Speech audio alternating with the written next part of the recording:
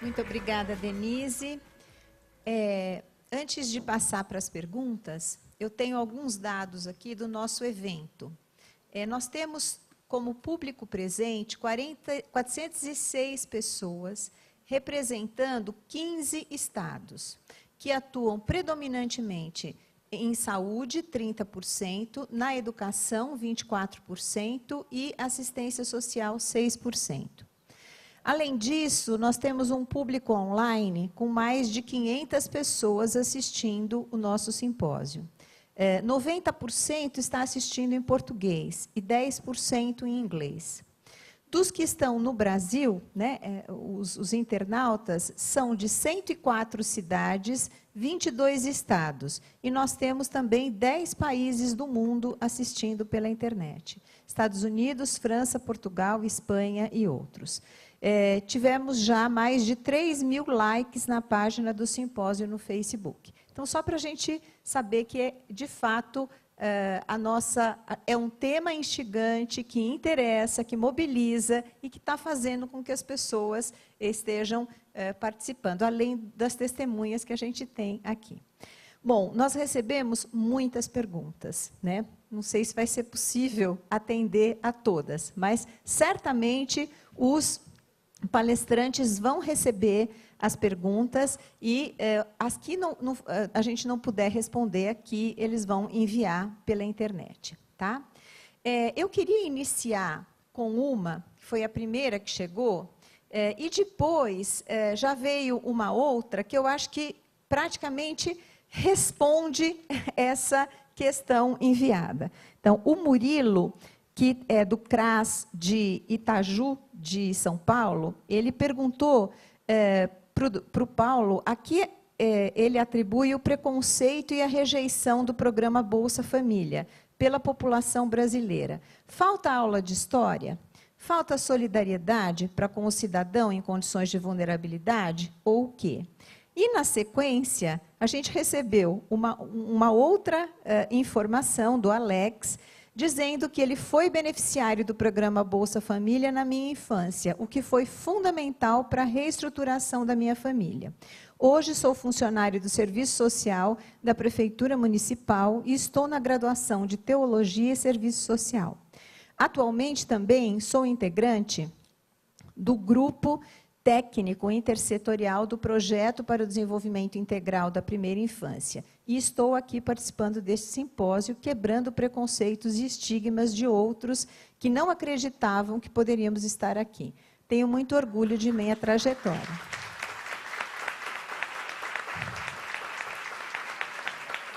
Não foi combinado, né? Mas a gente teve essas duas colocações, e depois eu peço para que vocês também comentem essa questão do preconceito. Eu acho que a Denise até, no final, comentou um pouco a respeito disso. Tá?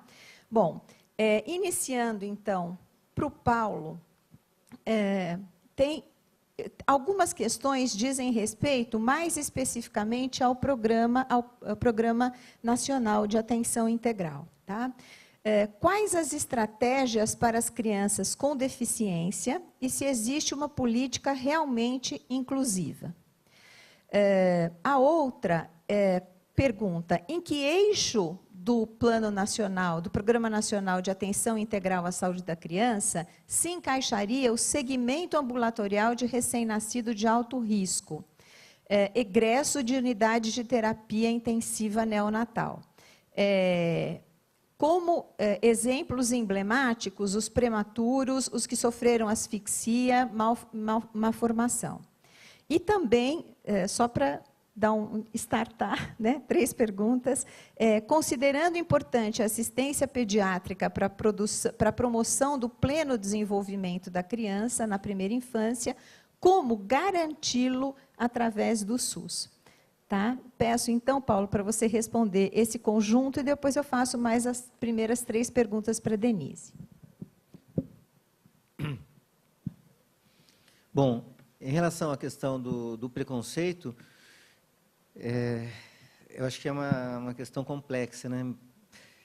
Eu acho que um pouco é desconhecimento nosso, né, do ponto de vista do funcionamento de uma política pública de transferência de renda, da potência, né, do funcionamento de uma política pública de transferência de renda que visa induzir ao cumprimento de condicionalidades da educação e saúde, né? Então, eu acho que todos nós fomos aprendendo a entender esse processo. Eu espero que muitos dos renitentes, né, das pessoas que, por algum motivo, ainda não aceitam isso, essa política pública, que é uma política de Estado, eu espero que seja de Estado, que não dependa de governo, né?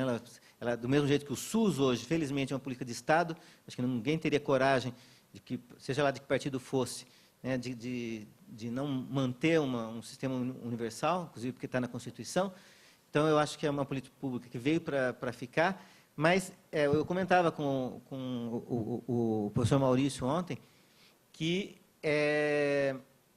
foi muito importante a gente ter essa evidência científica na Lancet, que a Lancet nos trouxe, né, que o grupo da Bahia produziu, porque isso trouxe o que a gente empiricamente percebia, hoje a gente tem evidências científicas para esgrimir. Então, tirando isso, eu tenho conversado com colegas, a partir dessas evidências, você se contrapõe uma política dessa, é obscurantismo, não tem outro nome, né? Então, eu comentava num evento que eu estive, um evento com colegas médicos, eu sou pediatra, um evento de pediatras, em que eu estava fazendo uma apresentação muito parecida com a que eu fiz com vocês, a parte inicial, falando como a gente reduziu a mortalidade na infância, evidência de como o aleitamento reduziu, como a vacinação reduziu, e até aí está sendo aplaudido. E depois, como a atenção básica, o crescimento da atenção básica avançou, e isso repercutiu, foi aplaudido, a hora que eu citei a evidência do Bolsa Família, houve uma zoeira no palco, no plenário, algumas pessoas ameaçaram vaiar, outras quiseram responder aplaudindo, uma pessoa levantou e disse, política que não. Como assim política? Aliás, tudo aqui que a gente faz na vida é política, né? Mas como assim, querendo dizer, talvez política partidária, né? Isso tudo são evidências do mesmo jeito. Aliás, são 3 das evidências que eu trago sobre aleitamento, sobre vacina, são da Lancet, e essa aqui também. Então, ou você ficar escolhendo a evidência científica que você concorda é complicado, né? Então, se não concorda, cientificamente produza outra alternativa. Eu acho que tem muita falta de solidariedade na nossa sociedade. Eu acho que temos uma elite que é complicada, que não quer ver o Brasil ser um país mais justo. Não tem outras palavras, né, a não ser essa. Sobre o Programa Nacional de Atenção à Saúde, como é que a gente trabalha com as crianças com deficiência. Então, hoje, a gente tem, como eu disse para vocês, a nossa política é composta pelos nossos 7 eixos, priorizando, do ponto de vista conceitual, aquelas temáticas, e uma delas é público de maior vulnerabilidade e pessoas com deficiência, cruzando como é que essas redes assistenciais se dão de forma concreta. Hoje, a gente tem uma novidade no SUS, a partir da rede da pessoa com deficiência, que tem o apelido, o nome de Viver Sem Limites. Essa ação, ela prevê a construção de serviços que chamam-se SER com C, né, Centros Especializados de Reabilitação, com várias modalidades de atenção, para várias complexidades, e que o Ministério está financiando esse tipo de serviço para ter equipes multiprofissionais para cuidarem de pessoas com deficiência e crianças com deficiências. Do ponto de vista de oferta assistencial é essa. A questão da inclusão no nosso país, é uma pena a gente não ter ninguém do Ministério da Educação aqui na mesa, né? Eu acho muito complexa. Eu, como pediatra da atenção básica, lidando com crianças com deficiência, né, em classes comuns, e crianças sem deficiência, né, que tinham colegas com deficiência, eu acho que ninguém aqui questiona a necessidade da inclusão, mas o problema não é incluir ou não, né, colocar ou não as crianças sem discriminá-las, né, colocando em escolas regulares, com crianças da vida como ela é, né? Na vida, as pessoas com deficiência não ficam isoladas, elas se misturam com pessoas de todos os tipos. Então, isso é muito bom. Agora, o problema é o como, né? Então, não tem, o Estado brasileiro precisa caminhar para garantir Eu, como pediatra, e do pouco que conheço de educação, né, não vejo a possibilidade de a gente ter classes com crianças com deficiência sem ter um segundo professor. É impossível. Eu já vivenciei, inclusive, uma situação com a minha filha em escola privada com relação a isso. Então, seja pública, privada, eu acho que a gente precisa garantir um suporte diferenciado. Inclusão, sim, mas com condições, né, que é o que a gente precisa garantir. E, finalmente, a presença do pediatra, né, para produzir o pleno desenvolvimento da primeira infância. O modelo de atenção básica do Brasil, ele não é centrado nem na atenção da criança, nem do restante da família, ela é centrada no médico de família, né? Então, ele não é centrado na figura do pediatra. Agora, nós estamos, inclusive, nesse momento, no Ministério, numa discussão, existe, né, a figura da equipe de saúde da família, ela é uma equipe muito básica, né? Um médico de família, um enfermeiro, técnicos de enfermagem, agentes de saúde e equipe de saúde bucal na maioria delas, com dentista, técnico de higiene dental, auxiliar de consultório dentário. Mas tem uma coisa que as pessoas esquecem, que são os NASFs, os Núcleos de Apoio à Saúde da Família, que podem ter especialistas, né, pediatra, ginecologista, homeopata, acupunturista, professor de educação física, né, vários outros profissionais, né, não médicos, né, dentre os médicos, a Ana Chiesa está lembrando bem aqui, psiquiatra, e fisioterapeuta, assistente social, fono, todos os profissionais da saúde, né? Então, a inclusão ou não de quais profissionais você coloca nesse NASF é uma decisão do gestor local em cima da necessidade. Eu já fui gestor, fui secretário de saúde em Hortolândia, aqui no interior de São Paulo, e diretor na Secretaria de Saúde de Campinas, e a gente tinha bairros onde a população era população antiga, idosa, poucas crianças, e outros, uma população de ocupação, com grande quantidade de crianças. Então, o NASF, que cobre dá suporte para uma equipe com bairros tão diferentes, tem que ser diferente, né? E eu não tenho dúvida que o pediatra, para a complexidade da atenção à saúde da criança hoje no Brasil, que não é mais aquela coisa simples de dentro do consultório, de médico, estetoscópio, mesa e remédio, né? A maior parte é lidar com a obesidade. A gente consegue fazer alguma coisa com obesidade dentro do consultório, gente? Se não tiver articulação, né, com equipamento de esportes do bairro para esse moleque poder fazer atividade física, se não tiver articulação com a assistência social porque a casa dele está caindo, né, se não tiver articulação com a educação, porque a creche, a cantina da escola vende porcaria, né? Então, a gente fica aqui conversando com a família sobre alimentação saudável e ele está lá, ele vai ser o único diferente na escola que não vai comer pastel, né, ou tomar Coca-Cola. Então, coisas que a gente está querendo discutir, inclusive no PL, a gente tem propostas aí de regular as cantinas, né? Então, sim, a proposta é termos pediatras, não como profissionais das equipes de saúde da família, mas na retaguarda. O meu papel é muito chato aqui, de ficar cortando a palavra, mas a gente tem mais 3 perguntas para a Denise, e depois tem umas perguntas para o conjunto. Tá? Da Raquel, do Projeto Florescer, Denise, ela pergunta que política pública o terceiro setor pode contar com apoio para as ações de empoderamento dos pais, cuidadores para o desenvolvimento da primeira infância. E também uma pergunta do José Luiz Setúbal, se há previsão de colaboração privada ou do terceiro setor para atuar em conjunto com essas atividades, essas políticas que você mencionou.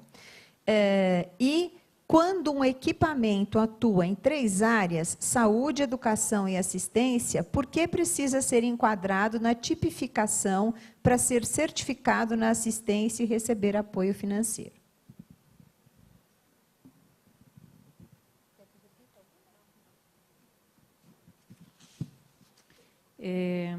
Bom, primeiro eu queria concordar com o Murilo, né? É preciso mesmo que a gente lembre a todo momento que o Brasil tem uma trajetória histórica de formação da nossa sociedade, né? Que nós já fomos descobertos na perspectiva da colonização. Daí tivemos escravatura e um nível de desigualdade enorme, inclusive da condição de gênero, né? Compreender essa trajetória histórica e de como a nossa sociedade foi estruturada e de como ela evoluiu, né? Você tem toda a razão. Isso é fundamental para que os preconceitos, não só em relação à população em situação de vulnerabilidade, né, e de riscos, mas populações fragilizadas por diversas formas, possam ser entendidas na sua condição de cidadania, possam ser entendidas na sua peculiaridade de fase de desenvolvimento, né, e possam ser absorvidas, né, com padrões mínimos de civilidade, de acessos, né, e de exercícios de protagonismo. Isso é muito difícil para nós que culturalmente temos, né, estas debilidades, a despeito de aprovarmos na Constituição, no nosso artigo 1º, que é dever do nosso país garantir o desenvolvimento regional na integralidade, com direitos vinculados econômicos e sociais, e superar as desigualdades, né? Nós aprovamos isso, mas na implementação de ações, né, isto acaba caindo em várias ideologias, né, e em várias disputas. E aqui nós estamos tratando de disputas de fundo público. E quando você disputa fundo público, você disputa direcionamento e a compreensão de que só o conjunto de membros usufruindo deste patamar de civilidade é que dá a condição de sociedade efetiva para um país, né, é que é preciso que a gente caminhe um pouco ainda para chegar lá. Mas eu só queria reforçar o que o Paulo mencionou, de que o programa Bolsa Família por si... Nem comecei.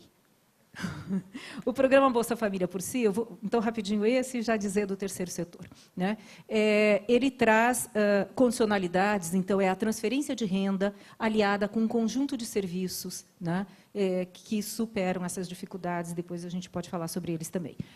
Para responder a Raquel, e tem mais uma pessoa que também perguntou da necessidade de se encaixar na tipificação, né? Como que o terceiro setor pode estar junto, né, no desenvolvimento, em políticas que façam o desenvolvimento de pais e de cuidadores. Esses serviços todos que a gente mencionou, tirando esses de atenção integral à família, né, que são prestados exclusivamente pelo poder público, todos os outros são prestados em parceria com as entidades não governamentais, né? E esta parceria ela se dá no âmbito da localidade, do município. O governo federal ele repassa diretamente do Fundo Nacional para os fundos estaduais e municipais o recurso. E agora, com a aprovação da lei do marco regulatório, né, da sociedade civil, é preciso que se faça chamamento público, e neste chamamento público as entidades se colocam, né, com o conjunto das suas ofertas para receber um cofinanciamento dentro de determinados padrões. A gente também pode explicar isso aqui, se tiver tempo, com um pouquinho de mais profundidade. E aí, mesmo que a entidade atenda, aí já respondendo a segunda pergunta. Então, as entidades podem participar, sim, agora tem que ser através de chamamento público e ofertando serviço na localidade. As entidades que atuam em mais de uma área, né, para a política de assistência social, ela pode ser exclusiva, como entidade de assistência social, que se ela atende aquele conjunto de serviços tipificados que eu falei, mas ela pode prestar alguns serviços. Ela pode ser prioritária na área da saúde ou da educação e prestar alguns serviços de assistência social. Por estes serviços, ela será remunerada e terá esta participação, né? Mas tem que ser dentro dos parâmetros que estão estabelecidos como um serviço exige, né? Estrutura física, oferta das atividades, horário de funcionamento, pessoal qualificado e tal. Isso que mudou antigamente, que eram as entidades mais voluntárias e tal, né? Então, é isso que a gente está tentando reorganizar agora. E nós estamos preenchendo um cadastro nacional de entidades de assistência social, a saúde já tem, a educação já tem, a assistência também está num processo de preenchimento desse cadastro, as entidades repassam as informações, os municípios preenchem. A partir de então, nós vamos ter uma boa rede parceira, né, não governamental com o poder público. Infelizmente, o nosso tempo já está esgotado. Houve muitas perguntas dos internautas a respeito do acesso às apresentações. Eles vão estar disponíveis no prazo de uma semana no site da Fundação Maria Cecília Souto Vidigal, assim que os palestrantes autorizarem os vídeos e os slides, os PowerPoints utilizados aqui nas apresentações. Todas as perguntas que chegaram aqui vão ser entregues para os participantes, para os palestrantes, para eles responderem diretamente para as pessoas que deixaram indicado um e-mail. Caso contrário, a gente vai ter o horário do café agora também, para poder aproveitar mais esses minutos. Acho que o número, o interesse e a discussão que a gente iniciou aqui mostra que, na palestra de abertura, o Eduardo Queiroz falou que a gente está com o vento soprando a favor, né? De fato, acho que deu para perceber que a gente tem muitas iniciativas para avançar nesse sentido, só que precisa ocupar o espaço agora, né? Ocupar com qualidade, com formação de pessoal qualificado, e para que a gente possa sentir a aproximação, o suporte das famílias via políticas públicas, né? Acho que essa, então, é uma consideração para a gente encerrar, e agora a gente vai para o intervalo, senão a gente não vai conseguir terminar no tempo imaginado. Muito obrigada.